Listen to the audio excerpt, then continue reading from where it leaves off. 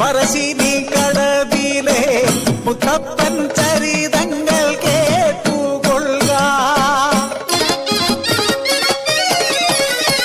ആനയുണ്ട്, അമ്പാരിയുണ്ട്, പത്തായം നിറയെ നെല്ലുണ്ട്, വാല്യക്കാരുണ്ട്, പൊന്നുണ്ട്, പണമുണ്ട്, സന്തോഷം മാത്രമാ മനക്കലില്ല. ഉണ്ണി പിറക്കാത്ത ദുഃഖത്തിൽ കഴിയുന്നു ശിവഭക്തരാം തമ്പ്രാനും തമ്പ്രാട്ടിയും. ഒരു രാവിൽ ശയനത്തിൽ ശിവദർശനേ സ്വപ്നെ തമ്പ്രാട്ടി ഉണർന്നു പുലരിയായി. തോഴിമാരൊത്തു നീരാടാൻ യാത്രയായി. ആ പൊൻപുലരിയിൽ കുളിക്കടവിൽ തേജസാൽ ജ്വലിക്കുന്നൊരു പൈതൽ ശിവദേവൻ നൽകിയ നിധിയല്ലയോ. മനക്കലോ സന്തോഷം അലതല്ലി. ഉണ്ണി വളർന്നു ബാലനായി. കൗമാരം പടിവാതിൽ എത്തി നിന്നു. മാറുന്നു ഭാവങ്ങൾ, ഭീതികൾ. ഉണ്ണിക്കു കൂട്ടുകാരടിയാളന്മാർ. കടവിനക്കരെ പറച്ചിയൂരിൽ അടിയാളത്തിൻ്റെ കൂട്ടുകൂടി. തോട്ടിൽ ചൂണ്ടയിട്ടു കാട്ടിൽ നായാടി കള്ളുമോന്തി മാംസം കഴിച്ചിടുന്നു.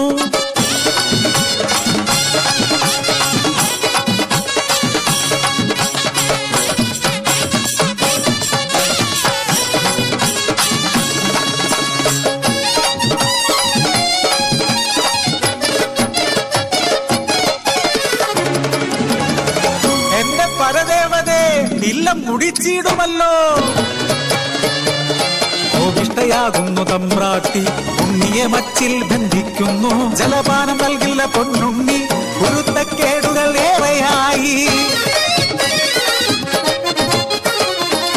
അല്പം കഴിഞ്ഞപ്പോൾ അമ്മ തൻ മാനസം സ്നേഹമായി, പിന്നെ വാത്സല്യമായി. മനക്കലെ മച്ചിന്മേൽ എത്തിയ അമ്മ അറപ്പുരവാതിൽ തുറന്നു നോക്കി.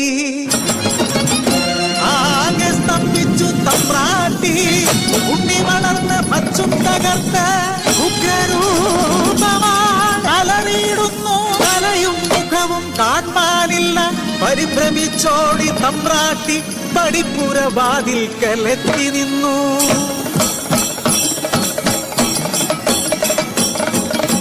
മനക്കരെ മച്ചും തകർത്തുണ്ണി പെരും ദൈവമായി മാറി.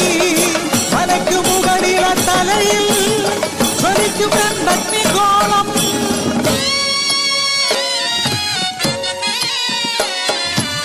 ഭയന്നൊര തമ്പ്രാട്ടി നോക്കാനാവാതെ കൈകൾ കൂപ്പി നിന്നു. അലറുന്ന ഉണ്ണി അമ്മയോട് ചൊല്ലി, മനുഷ്യനു ജാതിയൊന്നാണ്. അടിയാളപ്പറയർക്കു ദൈവമാകും ഞാൻ. മുത്തപ്പൻ ദൈവമായി നിറഞ്ഞാടും.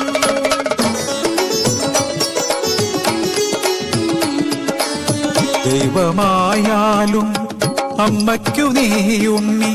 ഈ അഗ്നിഗോളത്താൽ ഉണ്ണി നിൻ മുഖം ഒന്നു കാണാനില്ല. കണ്ണുകൾ മൂടി മുത്തപ്പനായി നീ ദർശനം നൽകൂ പറശ്ശിനി കടവിൽ. അന്നു തൊട്ടിന്നോളം പറശ്ശിനി കടവിൽ അനുഗ്രഹിച്ചിടുന്നു മുത്തപ്പൻ ദൈവം. ദുരിതങ്ങൾ നീക്കി സൗഖ്യം നൽകി